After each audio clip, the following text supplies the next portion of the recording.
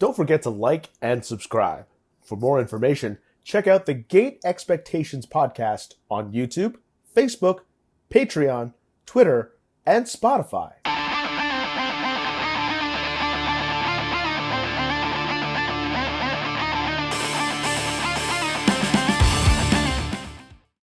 Welcome, everybody, to the Gate Expectations podcast, where I bring in a weekly guest, talk all things Yu-Gi-Oh!, and get to know a little more about each person I talk to. This is the only Yu-Gi-Oh! Podcast run by a full-fledged journalist, such as myself.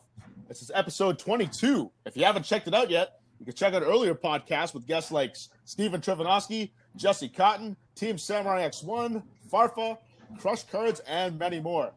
My guest for this week is a Yu-Gi tuber with over 23,000 subscribers. He's a longtime veteran of the game, playing since 2002, and he is one of the kings of filming and gathering top deck lists. It's Michael Hilario, a.k.a. SlimYGO Mike. Thank you so much for coming on to my podcast. No worries, man. Thank you for having me. Man, it makes me feel old, man. You had to bring back O2, man. O2, bro. Well, I've been playing since 04, so I'm not like that far behind. You're right there with us, man. You're right there with us. I'm one of the OGs too, except I remember I watched you on a podcast that happened last month, and you told me that you got started at Kaiba as your opening, if I recall. Yeah, it was weird. Like, I always tell the story that, like, it was my friend in 5th grade who basically got to the card shop because I didn't get to the card shop, and he was the one and literally asked me the simplest question: do you want a blue dragon, or do you want I think he said, if I recall, I believe he said like a purple magician, which makes sense because that's the dark magician. And I mean, I'm a sucker for the color blue, so I was like, I gotta have a blue dragon, man. And that's pretty much how it began. Had I known, I would have said, yo, get me both. Looking back, I should have said, get me both. Just keep them all sealed up too, so that way, like, they can jack up the price. Oh, for real. If we knew then what we know now, oh man. Oh, I know, right? And then, so when I started in 2004, I always liked the anime, but I never wanted to get into the card game because I didn't know anybody that did, and it was like Pokemon cards. Everyone had the cards, but nobody knew how to play the game like properly anyway. So I didn't want to do that a second time around with Yu-Gi-Oh! Exactly. And then when I found like friends who did it, I'm like, wait, you guys play Yu-Gi-Oh? And like, yeah, and they're like, yeah, there's tournaments you can play like every week. I'm like, next day I went out, I bought myself a starter deck Joey deck, and it was just like brand new and fresh. There you go, man. Those decks were so hyped. I still remember when I was super hyped for Pegasus just because he was like probably one of my all-time favorite characters. And I mean, you couldn't help but wonder, what are they going to put in the deck of the quote-unquote creator of the game? Like, as a little kid, you're just like, oh my gosh, I have to know what's in that deck. And I mean, obviously by today's standards, it's very mediocre, but for the time being, oh my gosh, like it was just it was everything when you're a little kid. Right? And the Graceful Charity was so good then. And yes. And when I was like in my first tournament, like obviously I just had to start like Joey, and I maybe had like a couple extra cards in it, but everybody was playing Graceful Charity. I'm like, I don't have one. Yeah. And I would just get like rocked all over the place by everybody. I'm like, oh. It was hey, but at least Joey's deck had Scapegoat. Like, yes. little did we know that it would be amazing in Link format. But man, like that starter deck had that. So it really did. And holy man, I love playing Scapegoat. I'm like, man, I can breathe with this card now. I can like take a couple hits. Like it was like OP back in the day. And absolutely. Even OP was Link format. Of course, and even with the Goat format, of course, its own format. Like that's how like Graceful Charity is an amazing card. It was part of the Trinity, but I mean, Goat's got a whole format named after it. So I think it was pretty good for getting back in the day a $10 starter deck. Yeah, and my God, like every time like you open up Scapegoats, I'm like, great. This completely makes my opening a whole lot easier. I could play like really passive, and you know what? I got Scapegoats to protect me. It's a chainable. You want a heavy stormy? Cool. I don't care. I'm chaining goats, exactly. And then you can just breathe. So nice. So man, like your YouTube channel is filled with like so many deck lists now. Like a lot of top deck lists, and I know you get around. Like I've gone to your channel like several times, man, to look at so many deck lists and look around, and it's really helped my game a lot, man. I'm glad. That's the point. Of course, exactly, man. So what decided for you to put your channel in that direction? So, it's weird because I started YouTube on a whim. I think like a lot of people do, and when it came to the whole traveling aspect, it only happens because I had qualified for a nationals in 2012. And I had gone to other events. I had been to SJCs, I've been to stuff like that, but all local stuff in California. For people who don't know, I reside in California, so I'm in a very big, very Yu-Gi-Oh heavy, probably one of the biggest Yu-Gi-Oh states in the world. So Mm-hmm. yeah, so I've been to, SJCs in San Francisco. I've been to the SJCs and the regionals and the stuff in the Northern California area. I've been to the YCSs in the Southern California area. I've been like all around, but those were so local. That's, to me, that's not really traveling. That's just kind of, driving or like whatever, getting dropped off, whatever it is, going with friends. But when I went to nationals in 2012, it like just changed my whole mindset on the game to the point that I realized, oh my God, it's so much more than what I know. Like what I know is such a small portion of what this game is. And I just really wanted to experience more. I wanted to go to more YCSs, more nationals, regionals was fine and all, but I wanted to experience the game on a bigger level. So I pretty much made the decision, like I actually left like one of my old jobs and then I just started, I had the content going and I mean, it was cool. It had a little bit of kickback, from the ads and whatnot, but I was like, I really want to do this. I had money saved up. I'm not really a super materialistic person, so I don't really buy a lot of things. So I just kind of was like, let me look for some discount flights. I was using Hotwire at the time. If anyone remembers Hotwire, like I was using all different kinds of resources and websites to find the cheapest possible flights I could get on. And then I was just like, yo, like if I can get it, like I tried to get some friends to get in on it. I'm like, yo, let's do this. Let's go experience this game on a bigger level. And during like the 2012 format, we had YCS Long Beach, the biggest YCS of all time. Like you just get exposed to so many things that you're just like, I want more. I like was hungry for it. I wanted to just go for more. Like playing in the event was literally the bonus, was literally a bonus to it. Everything else was just like the plus side of going. So I was like, I really want to go to these events. And throughout the years, I met Asian Persuasion, Johnny, in 2012, and then we reconnected after a couple of years. And then Johnny and I are basically family. Like we literally travel to pretty much every event together. Like if you look at it, if you guys look, Asian Persuasion, myself, we have like all the deck profiles because we're always right next to each other, always recording. Like it's basically what we do on day two. If we didn't make it, if we made it to day two, we fall in the bubble, we scrub out, whatever. We know we have a job to do come day two regardless. So yeah, it's been an absolutely amazing ride. And unfortunately, currently, obviously our last event was the 3v3 in Vegas, but it's like, when the world fixes itself the best way it can, we're gonna be right back in there like nothing ever changed. So I'm looking forward to it again. I miss all the traveling, I really do. But yeah, so how's your channel then adapted to like the whole COVID-19 pandemic since it kind of hit, and then you can't really do like decklists anymore in person? Yeah, so believe it or not, I finally started to see some more growth on my channel. So I used to have a decent sized channel years ago, and I myself took a almost year hiatus, and because of that, the YouTube analytics, everything, all the work I had put into it kind of fell by the wayside because at that point, other channels are coming up. They're doing the job you used to do. They're probably doing it better. They're being more consistent. And you finally come back and you kind of have to climb your way back to, getting your content relevant again. And I'd been used to like a hiatus. I've been used to like kind of a speed bump. So like when this kind of happened, I thought, okay, if I can't get deck lists in person, why don't I make the deck list myself? Like there are certain decks that, people come to me for. Like Johnny and I have always been huge fans of mekk-knight Invoked. Anything with pretty much Aleister the Invoker, I mean, I'm playing it. I love that card to death. I love that whole engine to death. The fact it didn't I love it. The fact it didn't get hit on the ban list, I was just so happy. Like I was just like, yes, I can still play some of my favorite cards. And so kind of like I took the focus of my channel. I noticed that the best videos on my channel were my actual deck profiles, the ones that I did myself. And I prided myself on using actual cards. I used to think that, I could do my whole channel online. There's a lot of channels that are successful that just do online content. But to me, being an OG playing since back in the day, like I thought, let me go the extra mile. Let me get the real cards that I know I'm going to use anyway when a tournament starts again. And let me, profile real decks that players can see and say, you know what, I want to build that deck.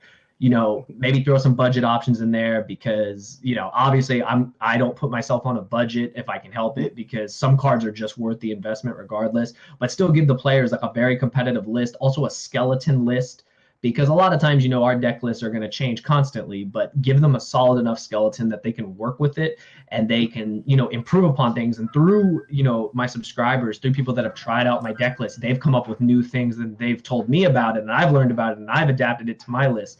So it kind of comes full circle that when you show a real list, players build off of it, can make it better, and then you yourself learn in the process. And I think that's the whole point, is we're all kind of learning together, like how to make the deck better. So yeah, because I know a lot of YouTubers, they like to kind of do it like the quick and easy way and the cheap way about it, the cheapest and like financially easy, that they like to do deck lists on like Dueling Book, for example, or take like a screenshot of it and just kind of go off like that. And with all your deck profiles, I'm saying you're using like real life cards, using everything and putting it out there, man. Do you think there's like a big difference in doing it the way you do it with like in real life as opposed to like showing a screenshot on Dueling Book? Yeah, so I do have segments on my channel that obviously do require me to screen record and to do it from Dueling Book or on EDO Pro or any of these automated Yu-Gi-Oh sites. And basically, for me, when I'm putting out a list, I want it to be real. I want the real cards because everyone can, tie my name to a certain list. Like,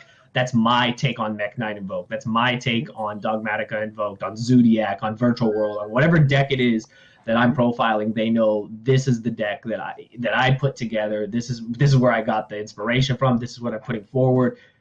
Take the skeleton and go forth. Like, you get more in-depth explanations, I think, also when you do a real-life profile, because you get to stop at each segment of cards and say, okay, these are my actual thoughts.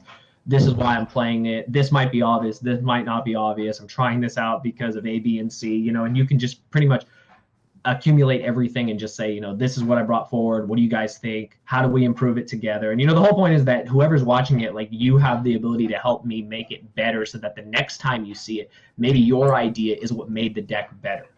And yeah, I definitely feel that there's a big difference between just profiling a deck online and then profiling in real life, if you're able to. Like, I know not every person can profile a deck in real life. I'm just very fortunate that I can. Yeah, what I like about that method too is that I can also follow along with you as you're doing your deck profile, and then if I'm gonna like net deck you, just for example, then I can kind of like lay out the cards bit by bit and kind of hear your explanation as we go along. I'll play it out, and if I want to make my own changes, I can. So I kind of like that your description of telling me, we can make some explanations. We can kind of make it your own. It puts a more personal touch to your viewer rather than just kind of being like a lazy automated way, which kind of takes away from the profile. Exactly. Probably the best way to put it. Exactly. Yeah. And I mean, being old school, like, that's just kind of how I am. Like, I want it to be I want to put the most effort I can in. Like, I may not have the best camera or the best, any of the software, but I can guarantee I got the cards. And to me, that's good enough. I kind of share the same thing with you because, like, I'm not the greatest either at like graphic design when it comes to video editing like that. So I'm pretty like cheap on that end, considering like that's not what I went to school for or anything like that. So I just kind of, with this podcast, I kind of hide my weaknesses and kind of show off my strengths. So that's why I kind of here on a podcast, which makes things a little bit easier for myself rather than going out with full graphics kind of thing. Yeah, absolutely. Yeah, man. So I also watched your ban list reaction video, and as you mentioned before, one of your big cards, Aleister the Invoker, survived, which I love that engine, by the way. I topped 8 regionals with it using True Draco Invoked when Masterpiece was still alive before it got the axe. and the thing I loved was that it was Masterpiece or Aleister. If you had one of them on the board or in your hand, you're in the game. Like, you could be depleted of resources, but that card can keep you in the game. Exactly. And that's why I love like combining the two. And I'm like, there are so many games where I just like only had Aleister in my hand and I was depleted. I'm like, this card's going to save me. This card's going to bail me out. And if like an Ash Blossom's in the grave, I'm like, I'm bringing out Purgatrio. I'm destroying your entire board. Yeah, I'm punching everything per game. Yep. Yeah. So I love the Invoke, and it's cool that it survived. So I'm curious on what's your take on what Aleister is going to do at all, if anything, this format. So today I uploaded my my first profile for the new format. I uploaded my take on Dogmatica Invoke. Very standard. So one thing I will preface: I try to keep my list extremely standard because I realize that I am a dedicated competitive channel, but I know that not all my audience is going to be on that level of competition that I am. And I want to keep my deck list so simple that someone who's just starting out or someone who's been playing for years can understand like what I'm playing. So I put forward very standard lists.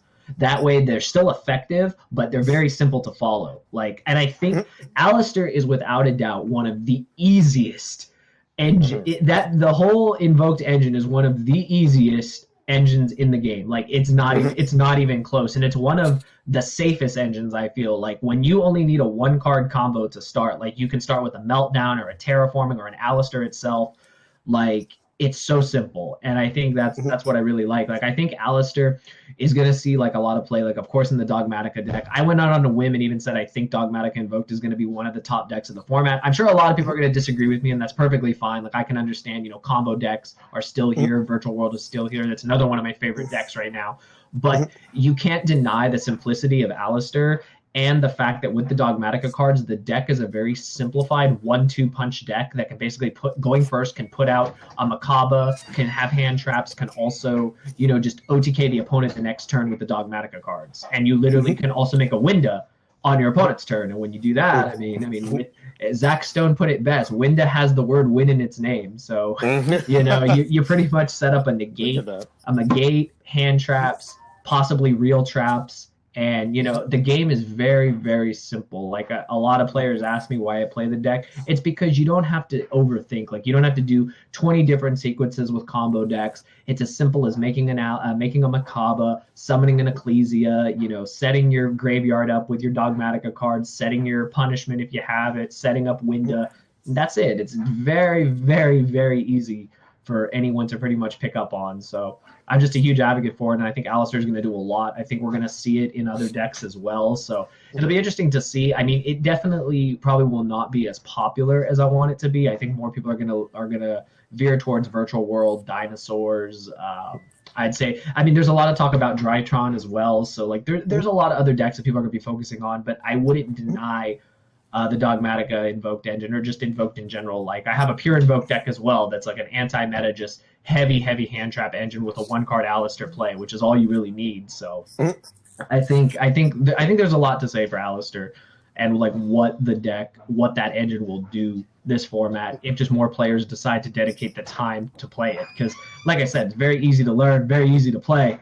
And I think it's very safe. Like, sure, you can Ash Blossom the Aleister, but if I have Invocation, I'm just going to make my Almirage Secure Gardener or the new Magistus Link, and I'm just going to make a Macabre anyway. And the best thing is the deck is Nibiru-proof, pretty much. And the deck itself is also a fantastic toolbox, especially when teaching newer players into the game, because of how many fusions that you can go into. You can kind of like pick the one that best suits the situation, because you can also play the deck like offensively and defensively. For example, if you have like Cocytus or you have Macabre, that's like great for like defensive purposes, but you can kind of go all out with like Purgatrio, for example. And it really is like play to the situation at hand, and that's what I love about it. It's so non-linear. You can really go in whatever direction you want with that deck. Absolutely, and I think that's one of the things that attracted me to the deck, because I played a similar deck to what you just spoke of, the True Draco Invoked. Like I know exactly what you're talking about. There used to be a deck, I can't remember if it was like Winwitch True Draco Invoked, like a couple years ago when Masterpiece was still around, and you could play all those engines together, and you're just like, it looks like a huge cluster of cards, but it works because of how the engine works. Like you had the Spellbook engine for draw power, you had like so many different engines in, but it all kind of just meshed together really well. So like that's what I think Aleister brings to the table too, is being a 1-card engine. It's very easy to just play other engines around it, and it isn't really affected negatively. So, and I found Aleister was also like great tribute fodder as well, especially with the spells that allow you an extra tribute, because you could like summon an Aleister and then bring out like Ignis Heat, Majesty Maiden, and then play an Invocation right after that you just searched off it, because so now you can put down a True Draco and then whatever invoked monster that you can throw out for like a Macabre, hopefully, like ideally. And then, you have a pretty good board out from there. And then let's say you search Masterpiece with Majesty Maiden and have the trap set. I mean, you're pretty golden for a while. And that was like a big setup that I love to do. And True Draco and Invoke together are such fantastic board breakers. Definitely. Like I remember because the deck could play going first, set up a very strong board. You have having Macabre plus Masterpiece, like you mentioned, was absolutely insane, because they already struggle against the Masterpiece, but you got a damn near Omni Negate that also banishes the card. Like I think people don't don't take the time to realize how impactful Macabre is for the fact that it negates and it banishes the said card. Like, that is huge. Like, yeah, the fact that banishing like completely like takes away a lot of like floaters that are out there because they need to hit the graveyard. But by banishing it, it just makes it even worse. It's like a reason why Orcus Crescendo, for an example, was a very powerful like counter trap because it also banished the card it was negated. Exactly. So yeah, I'm all for the engine. Anyone will tell you, like, I even go on my channel and say I'm Aleister. Like, literally, like, I love that card to death. Like, every time I put in my profiles, I'm like, I play 3 copies of myself because if I could be a card in the game, that's who I'd want to be. So yeah, so no, I'm a huge fan. I'm very happy it stayed, and yeah, I'm just gonna keep trying to make it work and just keep shooting out profiles with it as soon as I find stuff that works. So I feel like we got to put like your avatar right now, like as an Orika over an Aleister the Invoker. Yeah. Done that already. Yeah, no, that's what people have been telling me. I'm like, probably. I'm like, we might do it. I mean, I just want to be careful. Like, I honestly don't think Aleister itself will ever get hit. I think if they're gonna hit anything, it'll probably be Meltdown. So when the time comes, I think Aleister will be safe. Plus, it just got the alternate art, so I think it's safe for at least another format. Yeah, and it hasn't like lately in the format, it hasn't done like too much, at least as far as like a top tier meta goes. But Aleister has always been a very useful engine. I always feel that everybody should at least have that kind of engine or like that base like with them in case it ever becomes popular again, because you never know at any given point in time, like Aleister all of a sudden and the invoked engine could be top tier again, combining it with another deck because it's such a very small engine that you could pretty much fit into like any deck that doesn't require any normal summoning. Exactly. Yeah, I tell all my friends, I'm like, hey, just make sure you have Aleister and friends. I mean, there's been so many reprints. Like, I'm like, there's really no excuse. I think, like, I know Invocation, even with all its reprints, is still semi-pricey, but compared to how much it was, like, at its peak, I mean, it's not as bad as it was before, so. Yeah, and thankfully now it's become a lot more accessible to everybody else. So, I mean, almost no excuse to have it now, considering it's how cheap it is, man. I definitely have like my invoke stuff packed away somewhere. It's like I'm gonna save it for rainy day just in case. But yeah, I love that engine so much. It's so fun. It keeps me in the game, and I'm like, I always have plays. I can always make a play every turn with it. Exactly. That's exactly how I feel. Like, you can have all these amazing meta decks. And I mean, I tried out things like Virtual World, but it's like, you know, I still have my Dogmatica invoke deck, or just the invoked engine in general, just always chilling on the sidelines, like ready to go again, because it's like, I know it's going to be good, I know it's going to be effective, and I know how to play the deck. So it's just like, when you know something that well, when you know it like the back of your hand, like, it's just like second nature to always pick it up again. So well, speaking of the ban list and Aleister missing it, we just had that list drop, and as you said, like you made a video about it, but reiterate, what were your thoughts to everything that just happened? So I think the bans were 10 on 10. I think they killed it. Like, people like complain instantly. Like, I slept through the ban list. I'm not gonna lie. I literally slept through the ban list the first couple hours, and I woke up. I was like, oh crap. And then my friend was like, yeah, this list is trash. And I was like, oh no, did they do another? We only brought cards back. And then I looked and I saw the bans, and I was like, you're crazy. Like, sure, they didn't hit everything, but I mean, they dealt with a lot of the problem. They dealt with a card that says you can't access your extra deck, so takes away a fundamental part of the game. They took away a card that literally looks at your hand and robs you of a card, and they literally took away a link monster that's just bonkers. So it's like, I had no problem with any of those hits. People are going to say, well, how come they didn't hit calamities? Players are never satisfied. Like, I can guarantee you that. It doesn't matter if they hit every card you could ever want and then some. There'd still be complaints. There'd still be some complaints on some level. So to me, it was just like, all right, whatever. The bans, 10 on 10. I was just very shocked there were no limits.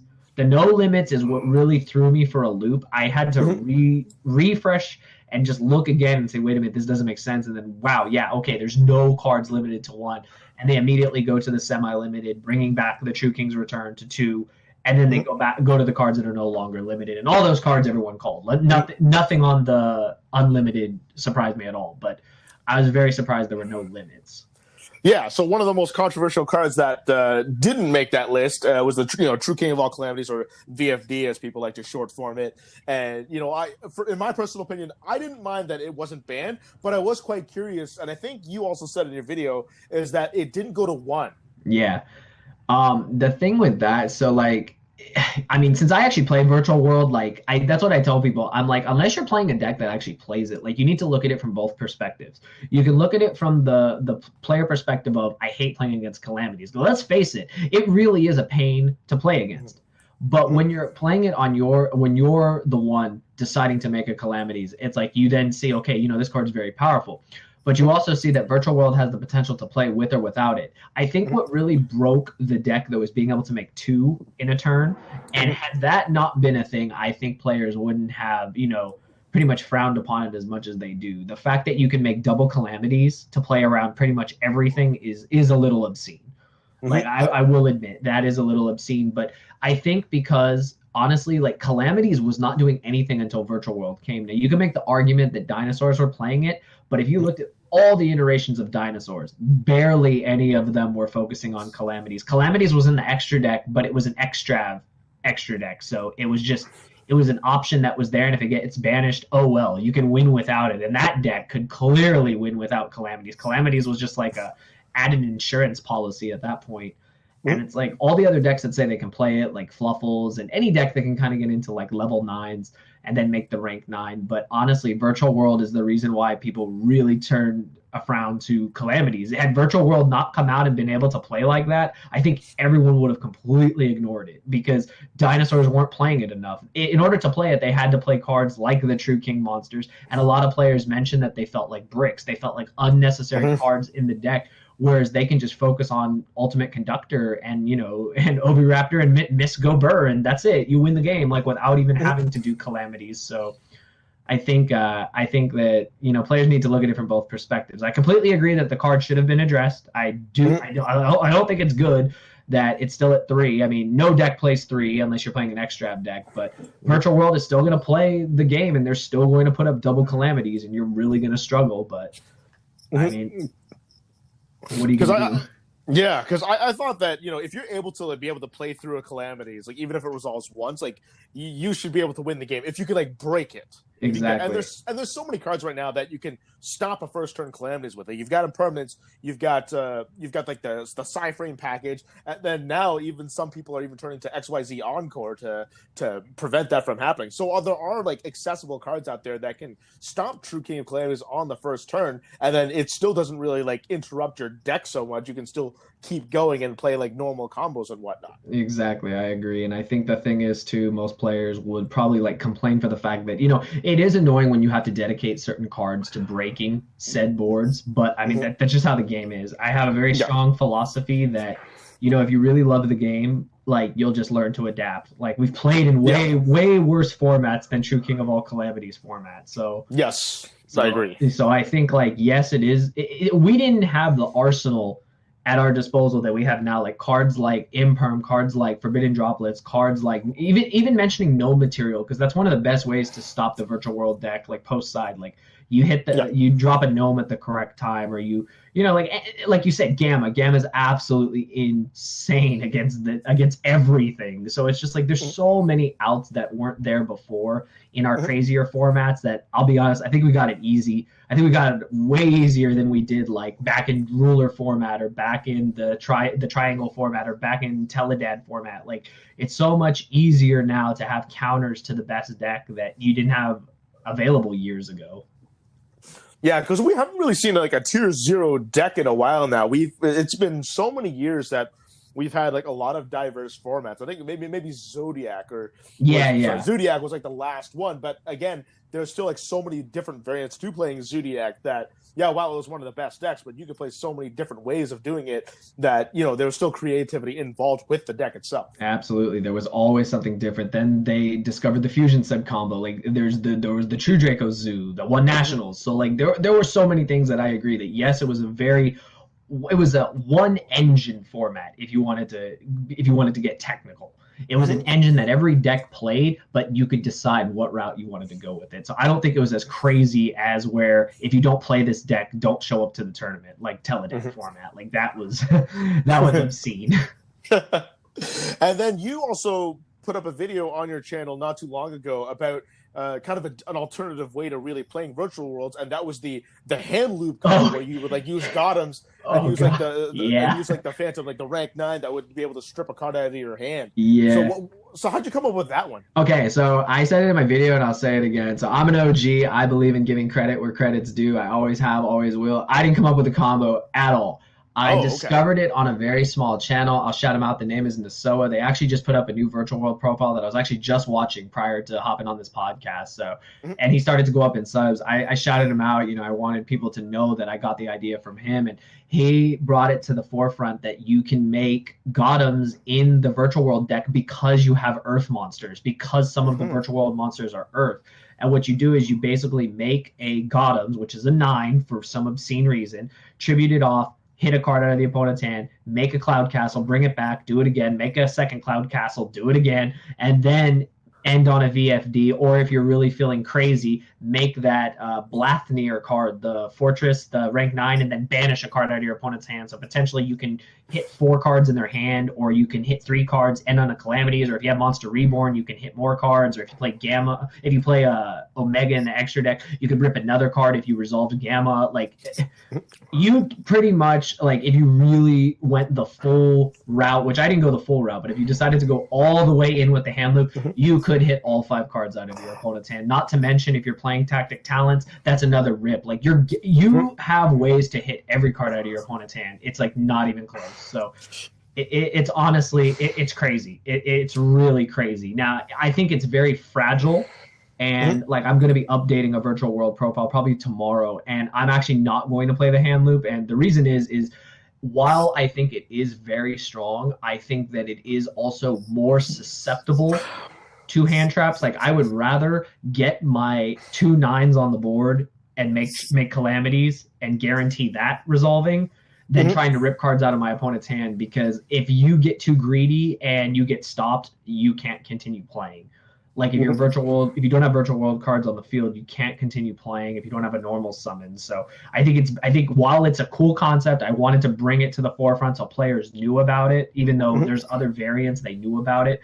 That way, like, you can try it out if you want, but you'll see it is a little gimmicky. So I'd rather play something a little more consistent that I know is going to actually get the job done. So I do find that the deck also it's also just as easy as bringing out 2 like copies of like a VFD as well, because that's what you're basically ending on. It's just 2 cloud castles in a sense. So, and that's kind of almost like the same thing as getting the True King out. So it almost seems like you could perhaps have the same consistency as getting out 2 True Kings, but at the same time, yeah, it's weak. It's weak to any kind of hand trap, because if you throw 1 out there, then you can't do the combo, and this format is absolutely swarmed with hand traps. Exactly. Right? Yeah, no, I agree completely. I felt like it was a really cool concept. I wanted Nadeau to get some recognition too. Like, I wanted his channel to get some, some views, some subs, and some recognition, since he's a dedicated virtual world player. And I learned how to play the deck through watching his videos. So I thought the least I can do is at least try to, get his idea out there for more of a wider audience, so they know like where it came from. Because that was like the first thing I said, like in the first 30 seconds. I definitely didn't come up with it. So. Oh, okay, gotcha. So, yeah, I didn't know if you came up with it or not. It's just on your feature, and I watched it myself. I'm like, man, I really could do that too, but like, do I want to? Yeah, no, exactly. Hand traps would get you. Exactly. That's like what you have to ask yourself, and that's, I think, the difference between playing the best version of a deck or playing the gimmicky version. So. Yeah, because you know that you're going to come across like a player or two that could play like the gimmicky version, like the higher ceiling but much lower floor, and it's going to come up. It happens. Like, you see people run like the quote unquote like worst versions of decks, but at least but if it fires off, well then like you're up the creek without a paddle kind of situation. Exactly.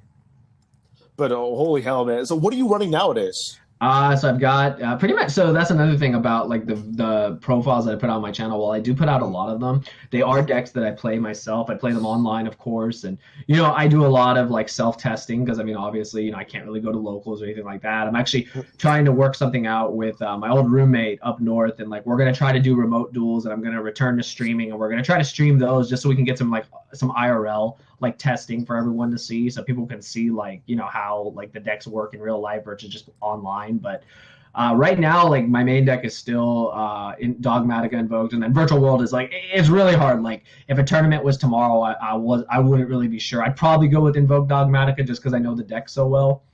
But that's some of my main ones. Also, Mekk-Knight Invoked, and actually Pure Mekk-Knights, which is a deck that literally no one gives any credit to at all, except one other channel that I shout out every profile because no one else cares about that deck, and it makes me so sad because it's such a fun deck. While it's not like obviously tier 1, no one respects columns, no one reads cards. Like pure mekk-knight is actually insane if you know what you're doing. Like it's actually crazy. Yeah, and you won a regional with it earlier this year, actually, very early, I believe around February. Oh, with the mekk-knight Invoked. Yeah. I mean, mekk-knight Invoked is like, it's one of the, it's crazy what the deck can do, actually. Like, I think it's a deck that people don't pay enough attention to because, you know, obviously going second is not a new thing. Like, people have been doing it for years, but the fact that you're going second is so powerful. Like it's really just like shoot out a monster, shoot out a monster, shoot out a monster, make a macabre, make this, make that, attack, the game's over. Like I fell in love with that deck since the beginning, since the mekk-knights were released. And obviously if I could play Aleister, I'm gonna do it. So yeah, so that deck, I think that deck is, I love that deck to death. Like that is my go-to deck for like everything. And right. I thought the inclusion of Aleister in the mekk-knight deck was ingenious because when you summon Aleister right off the hop, it's like, let's say you're going second, you summon Aleister in whatever column you want, then you can set that same invocation in whatever to match up with your opponent's zone, and then summon a mekk-knight. Exactly. And then if you need to, like link off and then like fire off the invocation afterwards, and you can make some really big plays with that. Yeah, yeah. No, what's crazy too is Aleister is, I mean, I love Aleister, but man, it's like it's a hand trap magnet. And it's beautiful because it's like, okay, it's like, you know, you do it, you know, these days, you know, back then, like at the regional, we didn't have triple tactic talents, but we had Pot of Desire. So it's like, okay, well, you know, you kind of just got to go for it. Okay, you hit my Aleister, I'm going to Desire. Oh, I drew an invocation because I played 3. I still see one. And guess what? I'm still making 1 card macabre. And it's like, then I'm going to do mekk-knight stuff. And I mean, it's an amazing deck. I absolutely love it.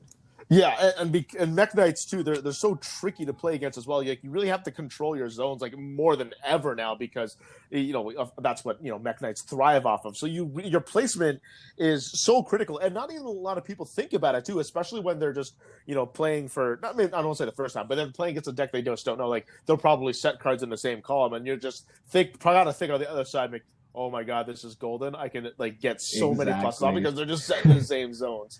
So I'll tell you a quick little anecdote. And this is even way before mekk-knight started. But ever since a certain card got released, I never put cards in the same column ever again opening turn if I could help it. And that card is Blasting Fuse, if you remember that card. I'm trying to think. Is it a spell or a trap? It's a trap card. I think it came from Cyber. It's rare, I think, if I remember correctly. It's a rare. Yeah, I know what it looks like. I just don't remember its effect. Oh yeah, so okay, it's the picture of like cannon soldier kind of running off of like wires. Yeah, so it's like you can only activate if all 4 cards, if there's a card in the whole entire column, and then you destroy the column, all cards in that column, including your own. Oh wow. So So I remember one guy at an event at a Shonen Jump Championship before the YCS, like played it like for fun because like so many people would do that, and you know we would move cards into like different zones just to keep things aligned. Like back in the day, like even though you technically weren't allowed to do that, there were no cards that anybody would really play. And then like all of a sudden, this guy exploited that with Blasting Fuse, and ever since that card came out and he used it, I'm like, okay, I'm never setting cards in the same zone ever again.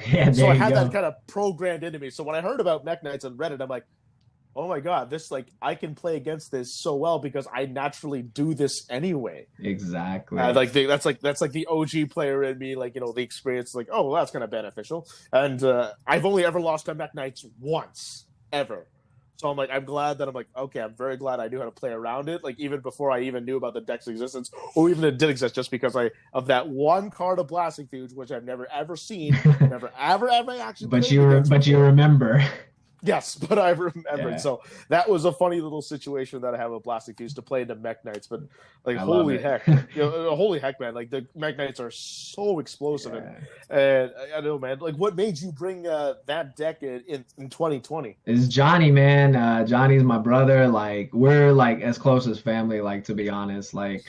And we've always kind of played the same deck, like since the days of Minerva and stuff like that. We've just kind of, it's just been fun, like to play the exact same deck, theory on it together, and try to do our best to top together. Like we've both made multiple day twos, gotten so close, and then fallen short. It happens, but each time you get a little bit closer and you're just like, my time's going to come. I just got to be patient with it. You got to dedicate more time into the competitive aspect, even more so than the channel, like dedicate that play testing and just get everything down. And, the time will come. But I've loved that deck, like just ever since I first played it. Like both of us almost topped YCS Memphis with it. We were both so close. We both lost on the bubble, and it was just heartbreaking. But after that, it was like, my gosh, this deck is so strong. And then we both played it in our 3v3. Johnny was my teammate along with our friend James, and we both played the exact same mekk-knight Invoke deck. And we made it to day 2, and unfortunately, again, we lost. Unfortunately, we're bubble warriors. Like we haven't been able to pop that bubble just yet. But I mean, we've gotten very, very close, and it tells you, okay, we have the skill, we have the knowledge, we just have to, we just got to push it to the next level. And to do that, we got to make the deck better, we got to make better plays, not give into any kind of pressure or anything, and really just think through, this is our deck, we know what we're doing, we know what to do in every situation, and, we're just going to keep making it better and better and better. And, that's kind of just been my whole thing with that deck. And, he's like the main reason behind it. And like one thing, like you were mentioning about the deck, so the reason why I firmly believe it's always a great deck, no one will ever agree with me that I think it's one of the best decks ever, but that's perfectly fine. Everyone has their opinion. But I believe that, you can play around columns all you want, but certain decks just cannot. Certain decks, the way they are engineered and the way they play and the placement of their cards, they cannot play around the columns. And ever since I discovered that, I knew that this deck is on a whole nother level, whether it ever wins an event or not. It's on a level that cannot be replicated.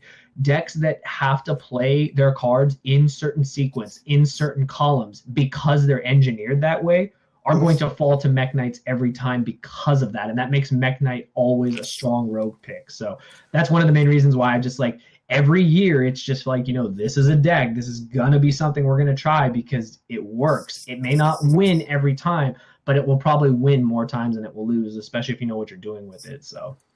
Yeah, and it's decks like, for example, like Salomon Grades. Like they always there's always something that's pointing underneath the Sunlight Wolf because you want to trigger both of its effects, and you need one of them. You need a monster summon there to trigger one of its effects. So you're always going to see something in that column.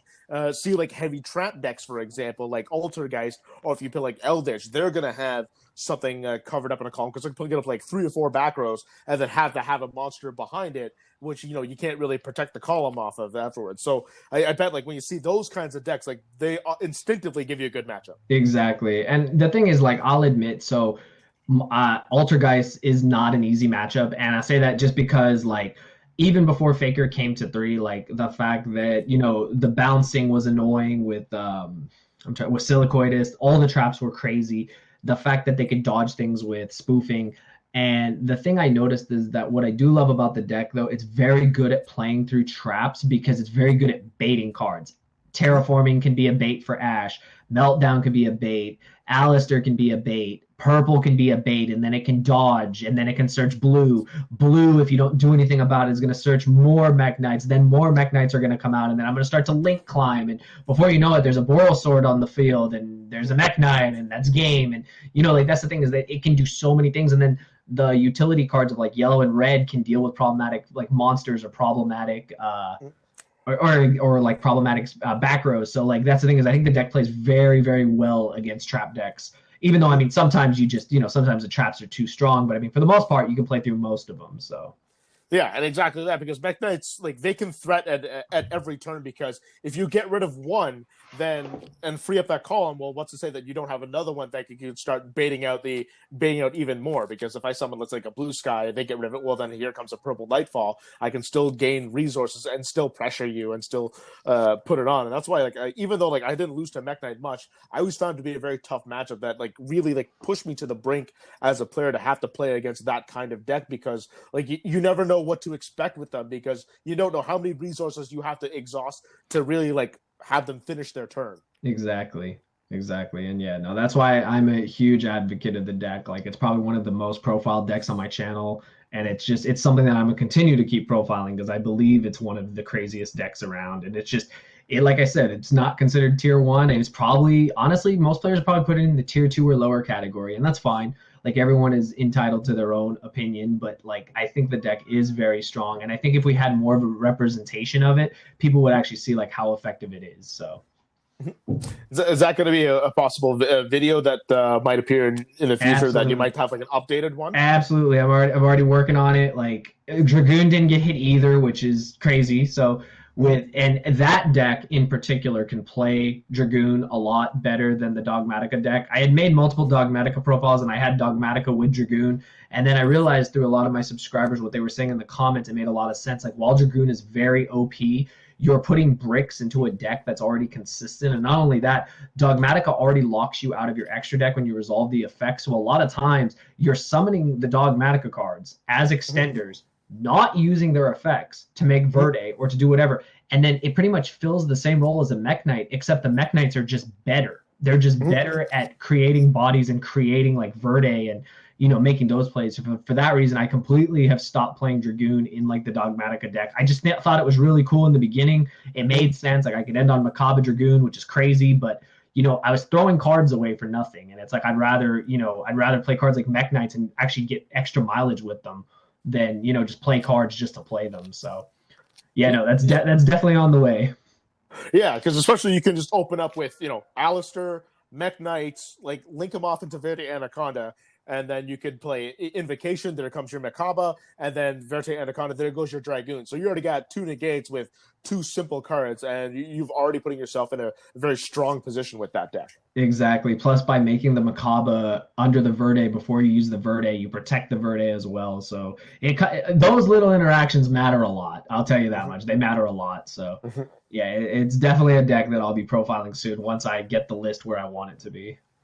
So you've been like on YouTube now for like over 9 years, man. So yeah, you told me that you took a break in between. Yeah, it's like the worst. It's just like the worst part of my life. That is still to this day nothing. It was just the worst. Like it was a poor decision, and I tell everyone I regret it every single day.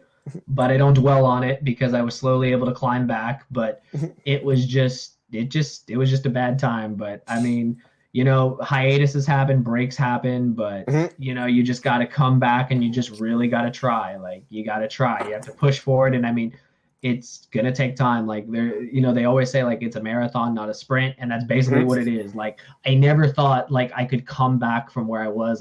My channel had fallen, I think, below 13,000 subs, and I was fighting like to come back, and it was so hard. And I tell everyone it was one of the hardest things ever because no one cared about my content anymore.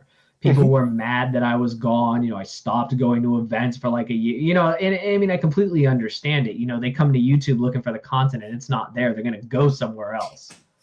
And it's just like, you know, after that, I was like, I'm gonna climb my way back, piece by piece, step by step, but focus on being a player too, like where I didn't do that as much when I had first started. I was like, let me play more and try to, you know, get better at the game so that my knowledge expands with the content. So back again to where you're now, because you said when you stopped you're down to about roughly 13,000 and now you're at 23,000 subscribers. So how did that all come about? Just a lot of patience, to be honest. I mean, it was an absolute struggle because, you know, the analytics weren't happy with me, and it's like no one knows what really goes on behind the scenes. Like they don't know like what YouTube was like years ago. Like YouTube is so much easier now, and a lot of us OG channels talk about that. YouTube is so simple now. Anyone can get partnered if you do the work. It's so easy to get ads. It's so easy to do this. And I mean, you know, it's easy to, you know, just get a following and stuff like that. It was way harder back in the day. Getting partnered was so hard. Being one of the OG YouTube partners is like a dime a dozen, especially for Yu-Gi-Oh! It was so hard to become a partner. You had to work effortlessly. Like, I know like Cordero, myself, Robbie Cole, Johnny, like all of us old OG channels. And I mean, their channels are older than mine. And, I learned from them. And when I got the partnership, I was like, oh my gosh, I did it, and it was just like, now it's like, I see what the requirements are. And I mean, it's like, man, like that's not even that hard if you put in the time and effort. So yeah, it's what I basically did is I just had to do a lot of trial and error. What do people like to see? What do they not like to see? What works? What doesn't work? Of course, the traveling to events helped. The doing the profiles helped. Doing the profiles in for California, there's like no real content creators. I think I told you about this. It's a known fact. I'm originally from Northern California. I actually live in Southern California now, and I've been all around Cali, of course, and there's like no real content creators. Like there are content creators, but they're not like the ones that will do deck profiles. They're not the ones that are going to do meta analysis. They're not the ones that are going to talk about what's going on in the game. And that was the thing, is that I kind of used that to my advantage, saying, okay, I'm going to this regional. I'm not leaving without the first place list. A lot of times it was my friend, so that worked out too. And then when I came back to SoCal, everyone was like, we got you, we'll help you. Because there's never been a content creator in Southern California that really did like hardcore content, like at all. And when I found this out, I was mind boggled, because SoCal has so many champions, so many notable players, and yet the smallest coverage. Like it blew my mind that there was no coverage. And like the one LA regional I went to, the Pasadena regionals, those regionals, I was like, I'm getting the deck profiles, talking to the players. And I mean, luckily our locals was so insane. Like, the locals down here are so competitive, like 5 out of the 8 spots were from our locals. So I was like, okay, that's pretty easy content. But I was like, I'm glad I'm here. I'm glad, that's how it played out. And then, you meet different people, and then, you make a rapport with those people. And that's what's really important too. I always tell people that, like, one thing people always ask me and Johnny is, why do we do so many deck profiles at events? Why do we do the top 64s and the top 32s when it may be the exact same as the next list? And it's because you build a rapport with that player. You give them the time of day. You give them their chance to, they're excited. They're like, oh my gosh, I got my first top. Oh my gosh, I did it with this deck. I want to tell people about it. I'm so excited. And you give them the time of day, and you just never know how far that player will go. And they will always remember that you took the time to profile them. You took the time to say, you matter. Let's get this out to YouTube. Let's show them what you did. Let's show them your accomplishment. And it can make the argument too that since like they're getting featured for the first time, they're a lot more excited. They're a lot more talkative. That they really want to like really express and show off the deck, because that's their piece of accomplishment right there. So they'll be more willing to talk, because it's not something that they're used to, kind of getting that kind of exposure. So like, for example, like I'm a journalist, like, so like I've been on sports broadcasts all the time, so like I've been on TV a lot, so it's not like as special to me as like, for say, someone else who goes on TV and like, I was like, oh my gosh, I get to be on TV, I get to do this and that, and they get more talkative, they get more like open, they're friendly, like they want to be on there, like they really do, and then they're really happy to kind of tell you everything that they did to get their accomplishment done. I think that's kind of the way you're saying is why like there's merit of getting people that are like a little bit lower in the standings, but again, like you're right, these could be the next people that we could be seeing at first place. Exactly. And that's how we look at it. Like, we're not going to turn anyone away. Like, we could be super busy, backed up with people lining up, but those people will line up and they will stay there. And I mean, that's what I think really is just amazing. Like, how bad they want their, like, their time to shine is the way I look at it. Like, I won't sugarcoat it. It's their time to shine, and they earned it. So it's like, you know what? It's like, sit down, pull up a seat, get comfortable, and let's talk about it. It's like, it's your time. So that's how I look at it. That's how I'll always look at it. It's like, you could have gotten 64th place out of top 64, and you want a deck profile? Yeah, we got it is, because again, like 64th has a chance, has just as much of a chance as first place at like a large event to win the championship, because that's the same amount of rounds they need to. I mean, exactly. Just take an example. Let's take a trip back to the past. Remember when Shonen Jump championships would start going from top 8 to top 16? And then I remember Iman Hanian, he was the one that actually came like 16th place and then went on to win the Crush card. I'm pretty sure that's what was the case. But like a 16th seed could like win the championship now. And that completely changed like the whole face of it, because now more and more people could start to get in. And we're starting to see some like lower seeds be able to make it. And the people that like get X1 and like may not get an invite, get the top 8. Now they can make the top cut like for sure. And so again, like I don't want to count out like those 64 seeds or whatnot, because they can still give a good fight. I mean, they still like maybe only lost like twice, and that's just maybe one loss difference between like the second place guy, the third place guy, who might have just one loss. Exactly. To me, it's no different. So it's like, like I said, they want their time. The odds are, of course, a different thing. But as far as like equal grounding goes, it's like in seeding, you still have the same amount of wins to win a championship at 64th than you do first if it's a top 64 cut. So you have so many deck lists on your channel, man. You gotta run through them. You gotta channel it. Tell me the best list you've ever seen, the craziest list, and maybe the worst list you've ever seen, if you can think about it. Oh gosh, so as far as best list, it's really hard to say, like depending on who you sit down with. But I think like when Cody won nationals, like he's still our reigning national champion for obvious reasons. Like his Danger Thunder list was insanity. It was perfection, basically. Like everything was to a T for a reason, and it worked for the reason it worked. The craziest list I've ever seen to this day, and nothing has ever come close to it, is 100% Robert Boyagin's Electrum OTK from YCS Austin in 2013. Nothing will ever top that. I don't think anything ever will. It is the craziest thing I've ever seen, with playing Chain Material, Fusion Gate, and literally OTKing them with that combo. It just, and he did the combo in the video as well. Johnny and I recorded it. Like, I'll never forget it. And it was just like, I could not believe that this was a deck, and he was like the only person playing it, and he got to top 16 with it, and it was insanity. To this day, I don't think I've ever seen anything a little bit crazy. Of how it works?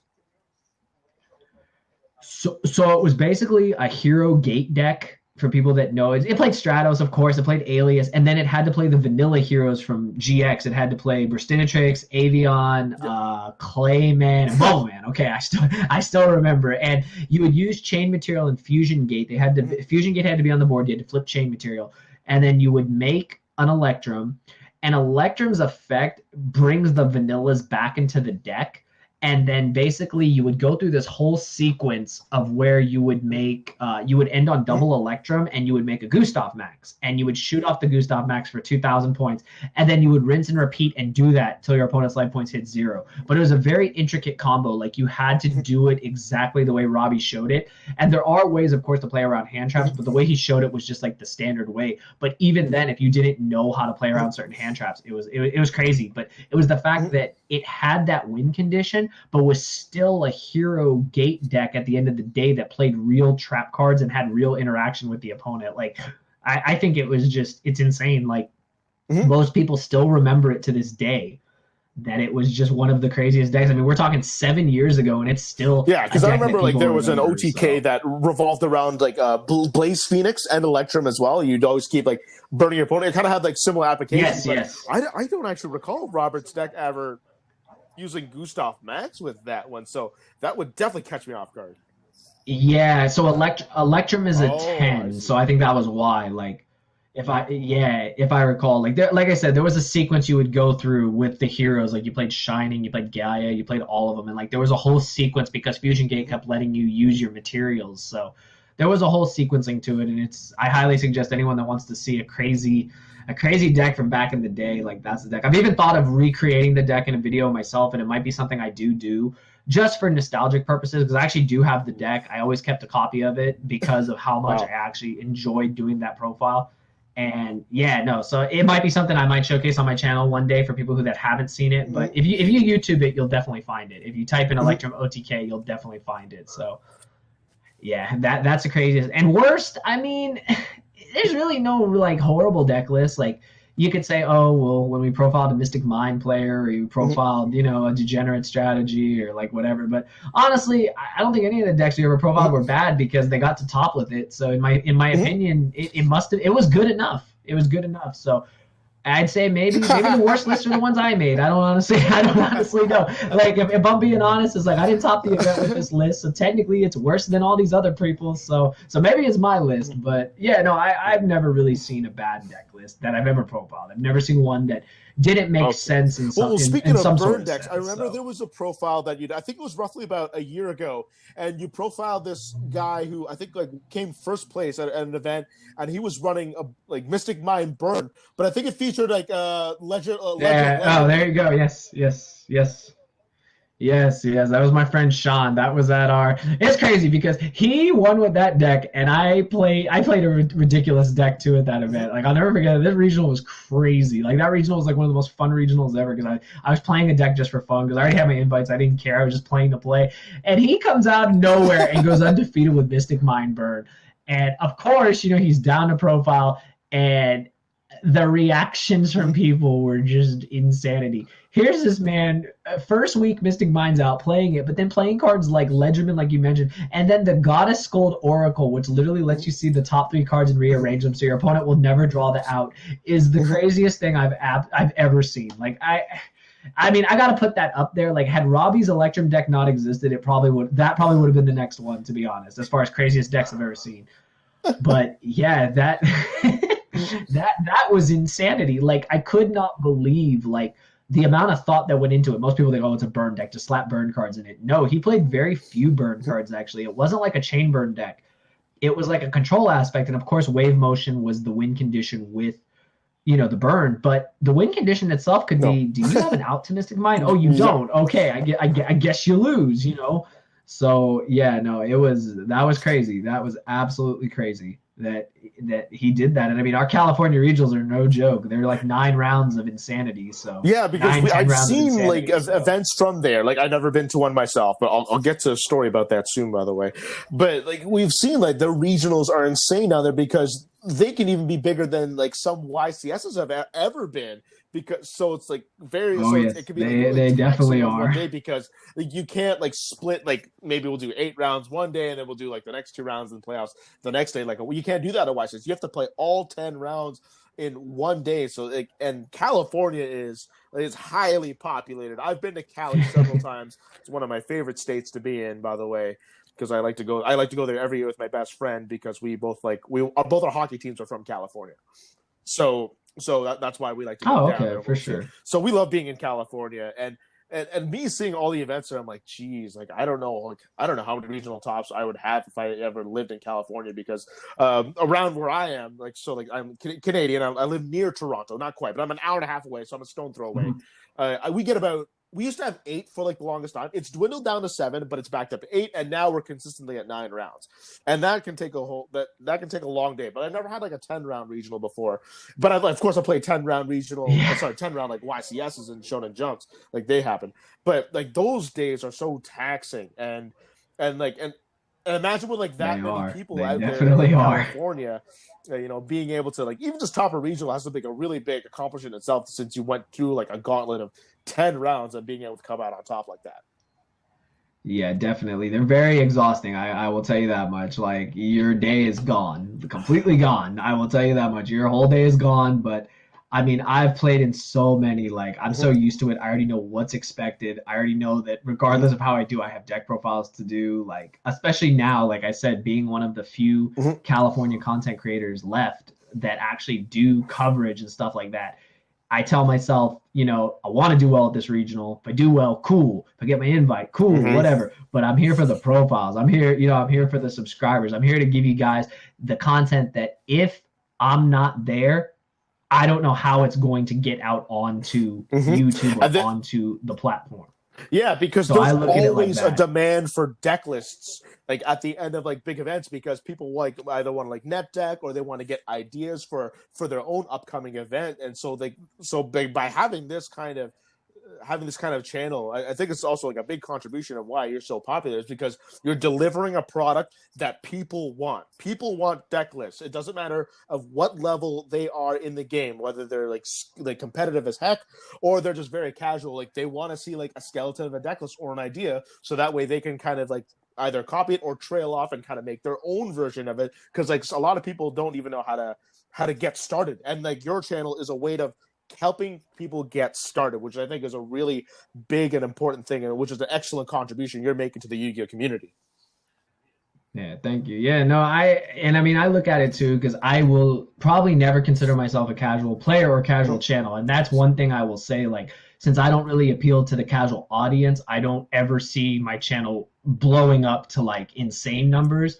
But for a competitive channel, I'm content with like wherever I go with it, because the thing is, like, these lists help people, but they're also very competitive lists. Like when Heroes won our regional here in SoCal, I thought people were going to lose their mind. I thought everyone was, and the thing was I just was next to that guy the previous like 2 days prior at locals, and he's playing something else. And I told him, like, you're a madman. I was like, this is crazy. And I was like, you just won our whole regional. Like, it was the demand for that. Salad got second. Infernoid got third, and that was the guy that makes it to the finals of the 3v3 YCS in Vegas. Like, it was so crazy those last couple weeks that before everything happened. Like, it was just crazy what was going on in the game, and I was so happy that I could contribute the deck profiles, because it let people who wanted to play Heroes or Infernoids or Salamangreat like get some good ideas, of what they want to do with the deck going forward. So yeah, no, I look at it like it's kind of like I have an obligation. I look at it too, because I love California to death, and I love the whole Yu-Gi-Oh community. So to me, it's like, I kind of put Cali on my back, and I'm like, and I put all of California. Like, I put all of it. It doesn't matter if it's NorCal, SoCal. I put all of California with me, and I'm like, whichever event I go to, I got you guys. Like, I'm gonna come back with something for you guys, and that's always been my thing. Like, I want to get those lists out, because like I said, unfortunately, I mean, it's dwindled down, and I mean, I see it's kind of, I'm by myself now. Like, it's kind of sad. Like, it's something I touch upon very rarely, but the fact that I'm kind of by myself when it comes to this now, it's kind of hit home, like, how much has changed since like the 2011 2012s to now. I go to a California regional, and I go to record. I look to my left, I look to my right. I don't have anyone there with me. I've got spectators. That's it. So it's just like, man, I was like, it's crazy to think I'm still doing this and, still going strong and just loving it even more now.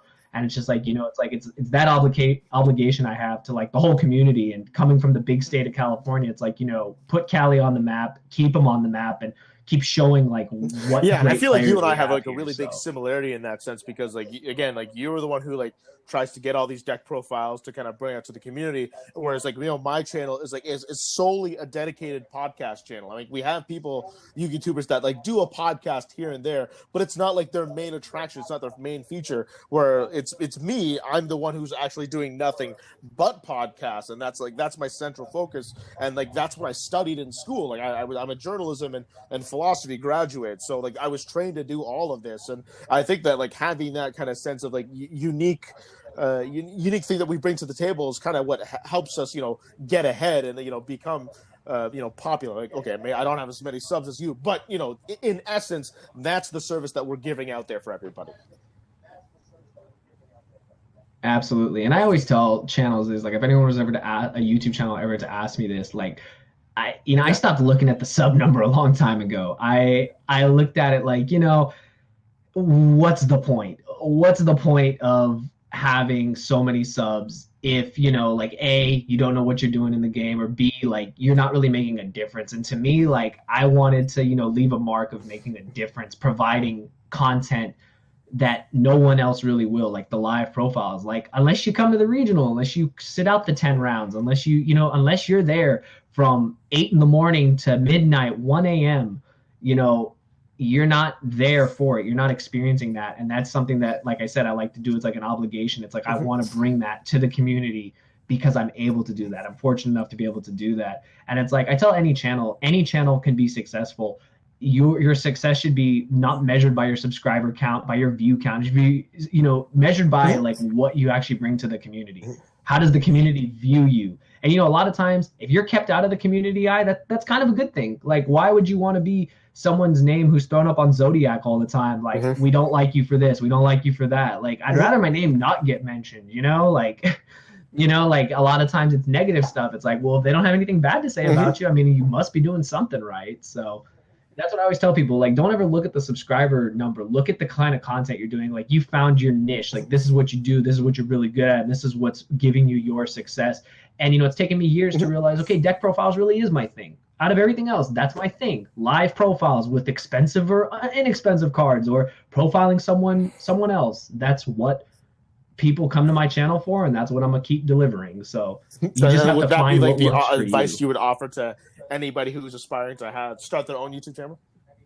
100%. And I say that all the time. Like, some people are really good at skits. Some people are really good at combo tutorials. Some people are really good at meta analysis. Some people are really good at, running numbers and stuff like that in the game. Like, everyone is good at something, and everyone has something to offer on the platform. And that's why we have so many content creators now compared to how it was years ago. And they all contribute something. And I think that's the best part. It's like, it's not a competition. It shouldn't be a competition. I don't care if I have 23,000 subs or 2 million subs. Like, it doesn't matter. The subscriber count doesn't matter. It's a nice little reflection, but I'd rather people say, hey, I tried out your list and I did really well. Or, I won a locals, I won a regionals, I did this. Like, I just got a message today. Someone tried out this Dogmatica Invoked list, my previous one, and got first place at locals with it. And I'm just like, yo, that's literally worth all the time and effort I put into it. It's worth everything right there, summed up in that one comment. Like, I don't care if I gain 200 subs overnight for that profile. The fact that one person literally said that profile helped me accomplish this, my job is done. Like, literally. And do you ever create like a great connection with a lot of these players that you profile on your channel when you get to do like the in real life interviews and deck profiles for your channel? Yes. I've had players over the years that absolutely, like, we've remained friends, and whether they're here in Cali or they're out in other states, other parts of the world, like, I've always just had a very good rapport with people. And I mean, it's just because I live by the very simple philosophy. I'll profile anyone that wants to be profiled, and it's their time to shine. Like, I'm not trying to overshadow it. Like, let them talk, let them show everything, let them show whatever they want. And, my job is just to upload it. That's it. Like, I'm here to do a service, and you're here to, show the world what you did. And that's kind of how I look at it. I'm like, that's how it should be. I do my job. You did the accomplishment. Let me just feature it for you. So, yeah, no, I've kept a very good rapport with people. So I'm very fortunate. I think it's also because I'm old school, a little bit older than some people. So it's like, I know how to deal with people probably a lot better than most people who aren't really used to it. Like, being more of an adult, like, you kind of know, like, how things are, and you just build those relationships. Well, I'll put it this way for you. Don't worry. I'm older than you because I'm 33. So you got a little, I got a couple of years on you at least. So you don't have to feel that old. Yeah. Just a few. It was like 2004, I believe, when I started. So you got to be like maybe like 5 years, maybe 3 or 5 years younger than me, something along those lines. Yeah, I'm 30 for anyone wondering. So so I started at age 11 from what, if I remember. Fifth grade on the playground. For, like, we're nearing 2 decades of playing this game, and kind of seeing this game evolve from what it was then until now. It's been one heck of a ride. I wouldn't have traded this for anything else in the world. Yeah, I 1,000,000% agree. Like, this game means everything to me, even the community, because for all the negative things that are in the community, they've never reflected on me. I've never dealt with any of that, received any flack from people or any of that stuff. So to me, like, people can say all the negative things they want about the community. I absolutely freaking love the community. Like, I have no problem with this community. Like, maybe it's just because I don't really, my content doesn't really appeal to getting penalized or getting ridiculed, because I'm featuring players. I'm just giving opinions on deck lists. And at the end of the day, some people kind of just told me, like, you're really good at showing expensive cardboard on a mat. I'm like, yeah, yeah, I kind of am. Like, I know how to throw down expensive cards on a mat and say, you should play these. And if you don't have these, play these instead because they're cheaper. So, yeah, no, like, when people tell me things like that, I'm like, yeah, you're right. Like, that's what I do. And I'm going to keep doing speaking of which, works, so. That's your niche, that's your thing. But is there anything else that you have or that you would feature, or, like, a bunch of consistent things that you do on your channel aside from deck profiles? Yeah, so I have a couple segments. Like, of course, everyone has, like, their top decks of the format and stuff like that. In my head, I'm like, a lot of times, like, I'd rather just profile them. But I do have a segment I started last month called like the Ultimate Side Deck Guide for the format. And I based those mostly off of the LCSs because I think like what Hani and the guys at Luxury are doing is an absolute godsend, and they deserve like all the credit, all the attention in the world because they're just doing so much for the community. And what I do is I'll take all the deck lists, look at them, look at the side decks, see what's popular, see if people played this versus other people playing this. And then I compile this huge list of cards. But instead of just showing it to you on a screen, I show you my actual cards. And, you know, most people will be like, you know, oh, that's just to flex. And it's not even to flex. It's just to show that, you know, you should probably play these cards because A, B, and C player played them. They're good against this deck. They're good against that deck. And it gives you a whole idea of all the possible things you could side this format. And then you just got to pull from each little, you know, contribution and make your 15-card side deck. Because I always talk about how important side decking is. So it's like, to me, like that segment did really well. People wanted to continue. So probably after this weekend's LCS, I'll probably have my next one up. Even though the format is fresh, not too many things have changed. Some side deck cards have for sure changed. Like Token Collector is definitely going down in popularity since Infernoble Knight, since Link Ross is gone. But with Auroradon still being around, maybe it'll still be there. Maybe the token generation is still going to be a huge problem. So we don't know until this weekend. And I'm positive they're playing. I know they're playing by the new list. I'm pretty sure. I don't think they're going to try to play one more event under the old list. So I'm expecting a lot of crazy things starting pretty much tomorrow. I can't stress how important side decking is to the game because, like, you know, a lot of people like wonder, you know, why can't I do well at this event? And I keep telling, and you know, I ask them about side decking as well, and they kind of give me some, like, not the greatest answer, kind of some part answer. And I keep telling people, you play more with your side deck than you do your main deck because you only play with that first day.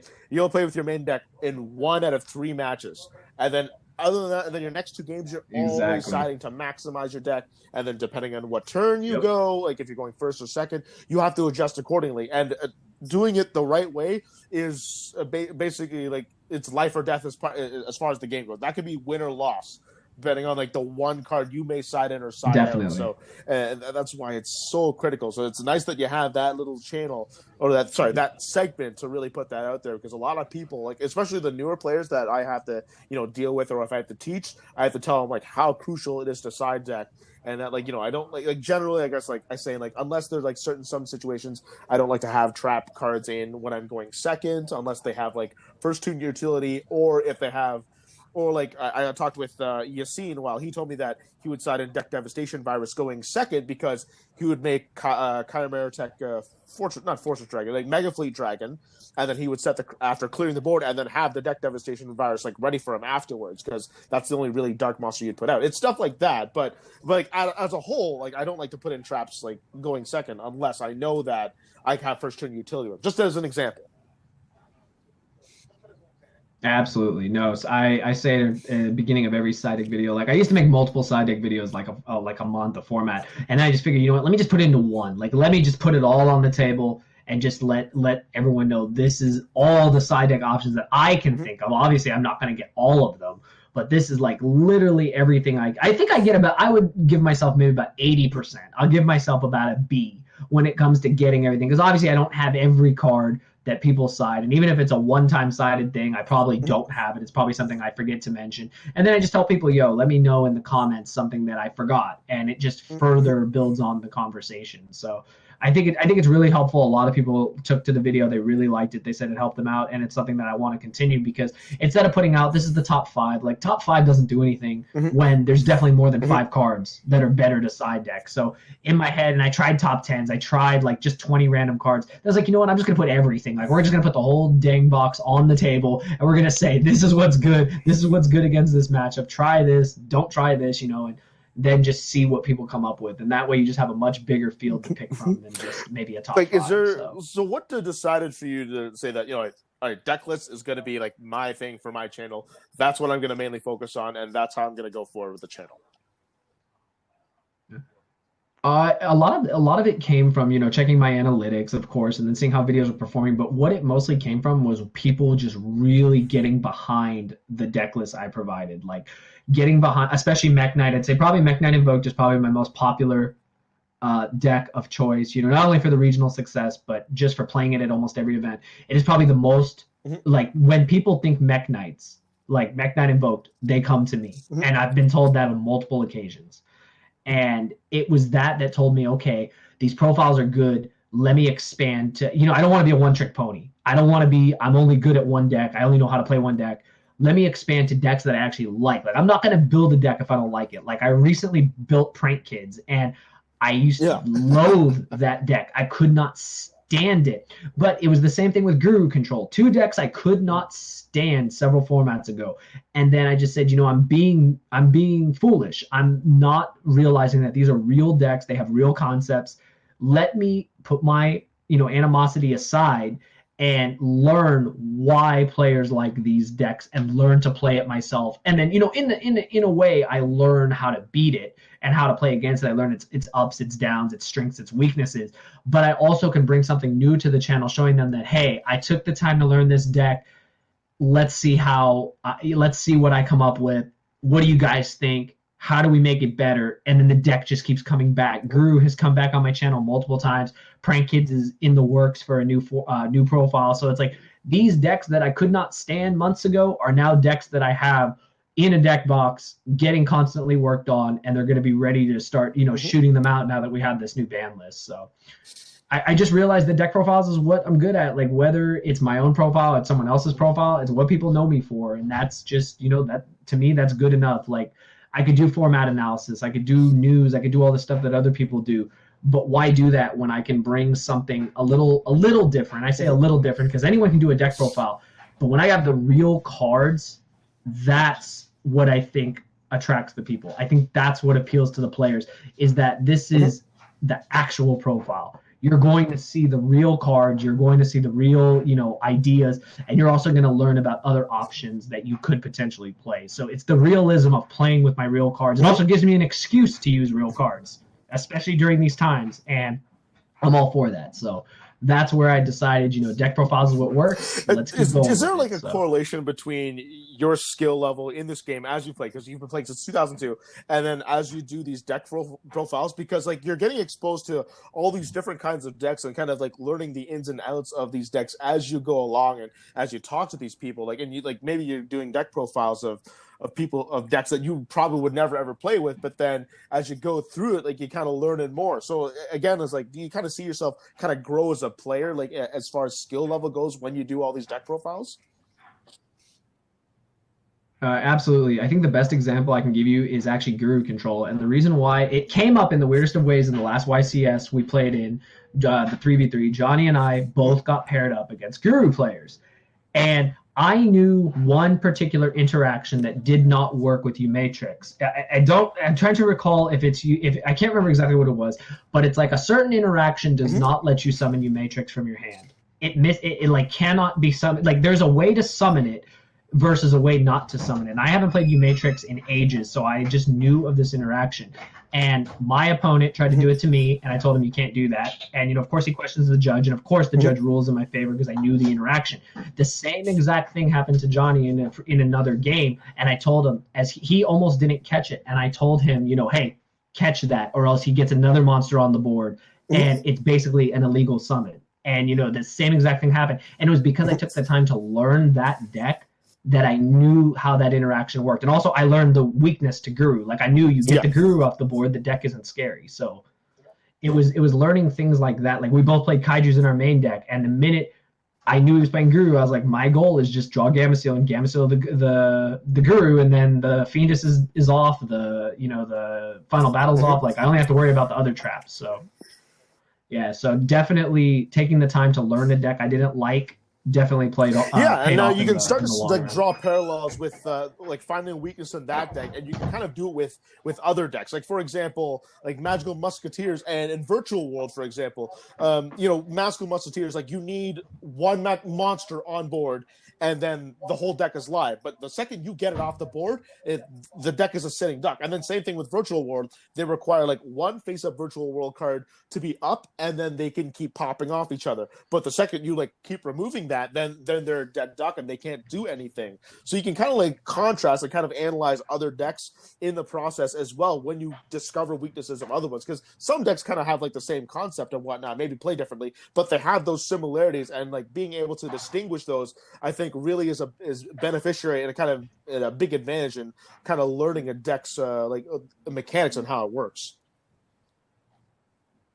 Absolutely. It's like just another like small example is like, and I'm sure you know this one, in any kind of invoked mirror, the value you get from Cosmic Cyclone, and it's not in what most people would think. They think Cosmic Cyclone the meltdown. They never think of when the opponent activates Invocation and you chain Cosmic Cyclone, it banishes the imp. And the thing is, it's not coming back. There is no way to get it back. And I think a lot of players don't know that interaction, or hopefully by now they do. But it's a huge interaction. Like, I don't think anyone understands when they lose that recyclability. It's crazy, because if you can't recycle the Invocation, you can't recycle the Aleister. So you literally have knocked out, you basically killed two birds with one stone, which is crazy. And it's like, you learn that through playing said deck. So I definitely think it contributes to skill level. You just get better overall. Like every time I play the Invoked Mirror match, it's always, I never try to leave my Aleister like dead in the graveyard for doing nothing. I can't have it, because I don't want my opponent being able to get like a free monster off an Invocation and not having to use their own, and then strip me of having to be able to use like Aleister for myself when I want to use Invocation as well. That's also another thing I do in the mirror match. Exactly. Or knowing that Mad Invoker's name is still Aleister. I think that's another. I mentioned that every profile. Because no one reads the cards. I was like, this is a fourth copy of Aleister, whether you know it or not. So it's all those interactions that matter. And I mean, you just really have to take the time. Like, I'll be honest, Prank Kids was a deck that I had to learn because it just played so different than like other decks I had played before. So you take the time to learn it, and you just become well versed in all different types of decks, whether it be aggressive decks, combo decks, control decks like Guru. Like, that's completely different than playing like mekk-knight Invoked or playing even Virtual World. Like, they're completely different in how they play. So you learn a lot in the process, and I think I definitely have improved just overall from choosing to play. And also like playing mirror matches, I find also is like a really good way of kind of figuring out the weaknesses of your own deck, especially if you're kind of oblivious to doing it when you're playing yourself, because you got to figure out, okay, now I've got to learn how to beat my own deck. Like, what's the weakness in that? Because not every deck is going to be perfect, and I don't think any deck is perfect for that matter. So there's obviously a weakness in some way, shape, or form. You got to figure out, how do you get rid of it? And, it kind of opens up a light bulb, and also really like improves yourself as a player when you have to play these kinds of matches, because it's going to happen eventually. Absolutely.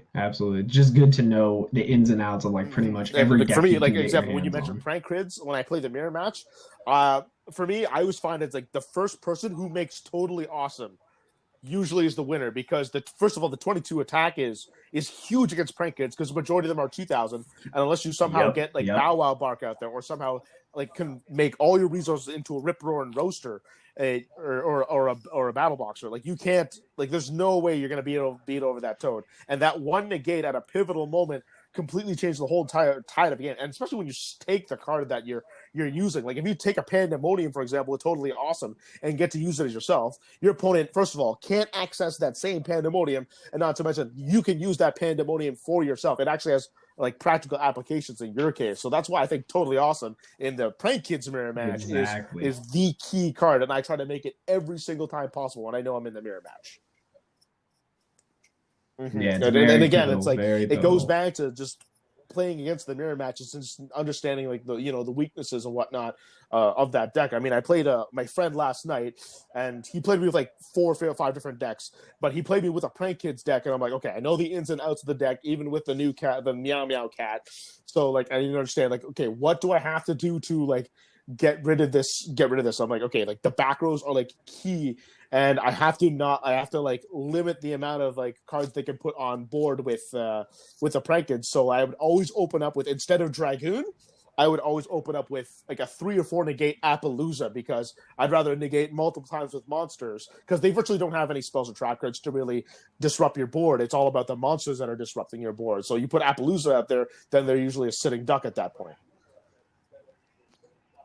Exactly, and with like 3 or 4 negates, it's huge too, either 24 or 32. So they struggle to even get especially around when you it take away is, a lot. so. If they don't have prank kids place either, you can take away like all their special summons from the prank kids, and you know, just even one prank kid special summon that you negate completely turns the tide of how they're going to make their next play, because they need pretty much every single special summon to fire off against you.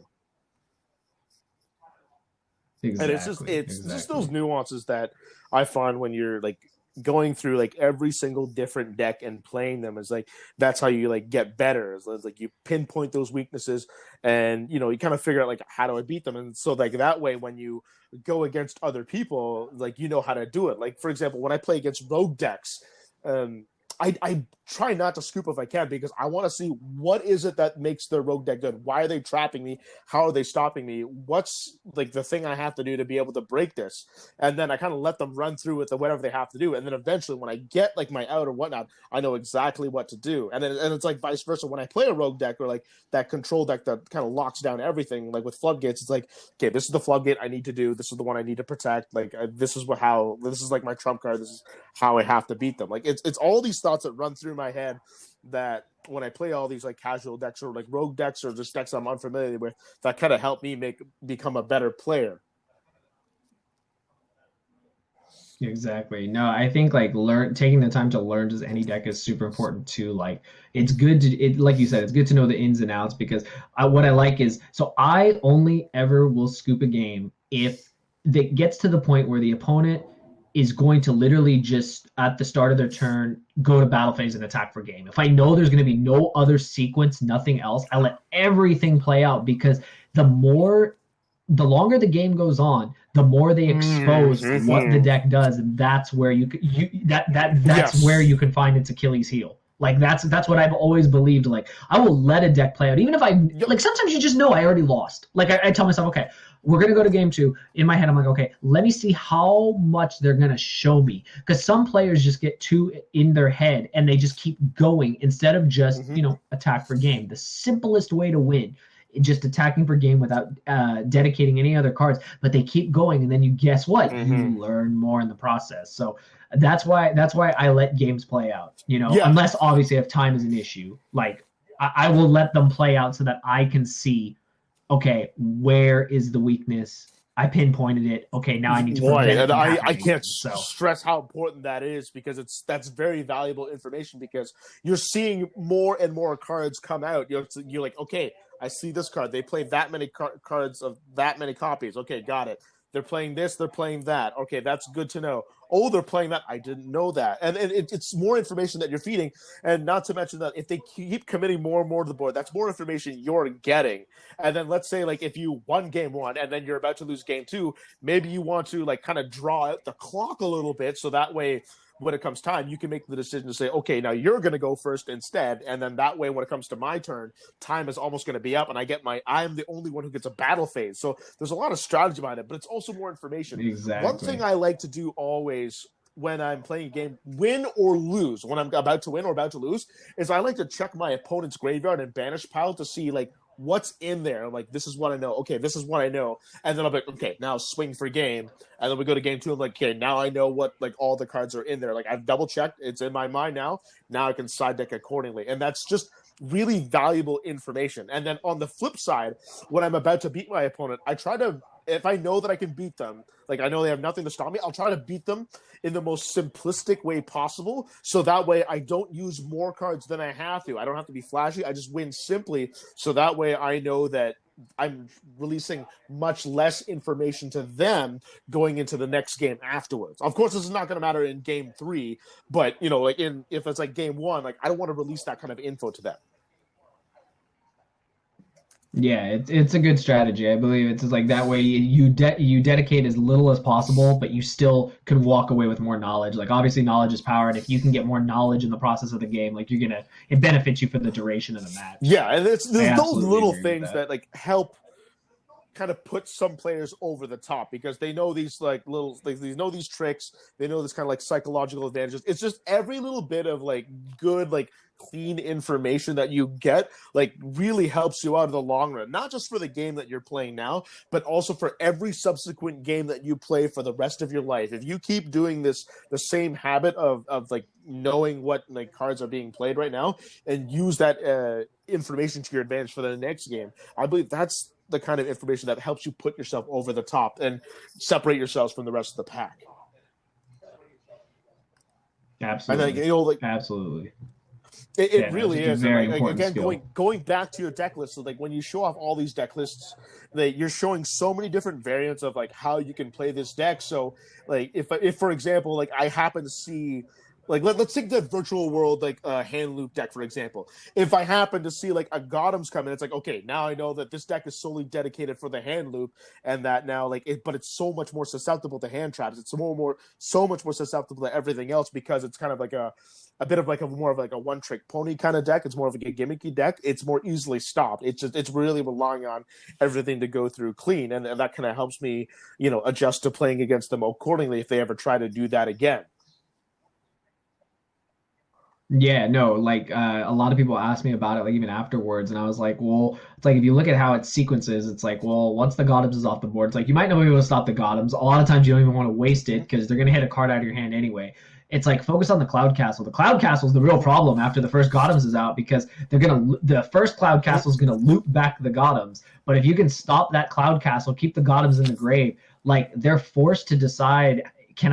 First they have to see, can I get to another Cloud Castle? And if I can get to another Cloud Castle and I bring back the Gothams, am I really going to hit another card, or am I going to go right into my VFD or whatever play I'm going to make? Like you put them on a real decision tree that they have to make. So I think it's like just knowing like, okay, maybe don't focus on the thing that's like super in your face, kind of like the Gothams. The Gothams is flashy, like that's what it is. I'm not going to sit here and act like it's not. It's definitely a very flashy aspect to the deck. But like you said, it's so susceptible. Like that's why like this new list I'm playing does not incorporate that. I'm going to talk about it, that if you want to play it by all means, but why would you do that when it's already one of the best decks of the format, clearly by the ban list, and you don't have to work that hard to make a VFD in this deck. Like you really don't. So it's like kind of, we were just talking about not giving away so much knowledge. It's like why dedicate so many cards? Why go through so much when you only need a couple cards on the board to make your nines, and just there you go. You know, like it really comes down to like, you know, how you look at the game. Like it kind of comes down to, are you greedy? Are you flashy? Are you really trying to show something off and then get punished for it? So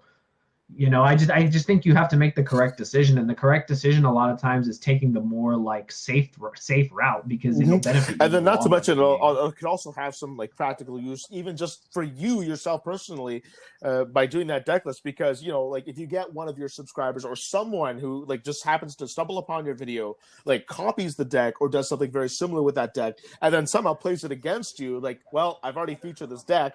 I already know the weaknesses of it because I already analyzed it. I already went through it. And then that could also play to your advantage. And that also, again, kind of plays to the same advantage to anyone who watches your videos, who sees that. It's like, oh, okay, I didn't know that this like gimmick or this idea in this deck existed.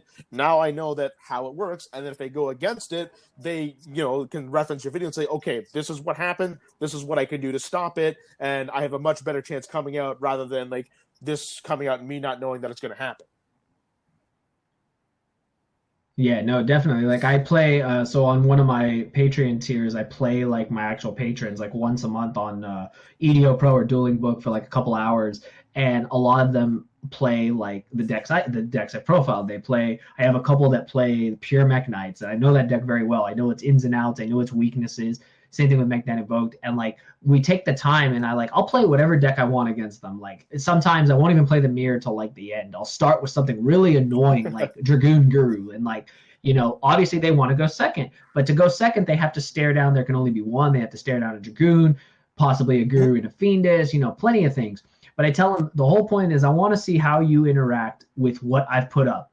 What are you doing? And then, you know, after the game or during the game, like I'll chat to them or tell them, hey, you know, this is what I would have done and here's why. Here's what this would have accomplished. And they learn from it. And that's like my whole thing is I kind of want them to learn, kind of like I've learned. Like that's the thing is the things I do for like my patrons or my subscribers is stuff that's been done for me as well. Like it's coming from a place where, you know, someone taught me, someone helped me get better. And, you know, I'm just trying to return the favor, kind of like pay it forward and just, you know, that way everyone just gets better. Exactly in the process, that. so. And that's like a really good beneficial tool that your channel is supplying, is why like I keep watching your videos, is because it gives me the help that I need to get exposed to a lot of these decks, especially since I didn't really play a whole lot once the whole pandemic situation happened. I just kind of stopped Yu-Gi-Oh for a little bit because I had no desire to really get the cards for a while because everything was shut down. So like when I tune to some of your videos now, it's like, okay, this is what's happening. This is how the deck works. Like, for example, like I don't even know how like how the Inferno will like loop worked or how Smoke Grenade like in that deck works. So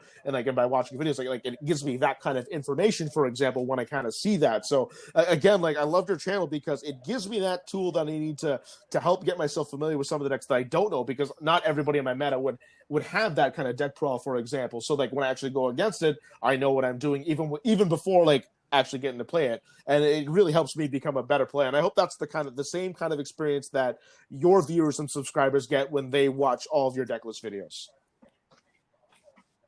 Yeah, that's honestly all I can ask for. Like that's like I said, like I don't care about the subscriber count number, the view counts. Like that's not what matters. It's like I want them to take something away from the actual content. If they walk away learning something, then that makes the video all the more worthwhile. Yeah, man, like, and I'm a supporter of your channel, man. We've been friends for a long time, man. So like I'm really glad that I was able to get you on this channel, man. I really appreciate you taking out the time, man, to come on my podcast, man. Mike, thanks so much for coming on. Of course, absolutely, man. Thank you for having me on here. You want to give before we set you free?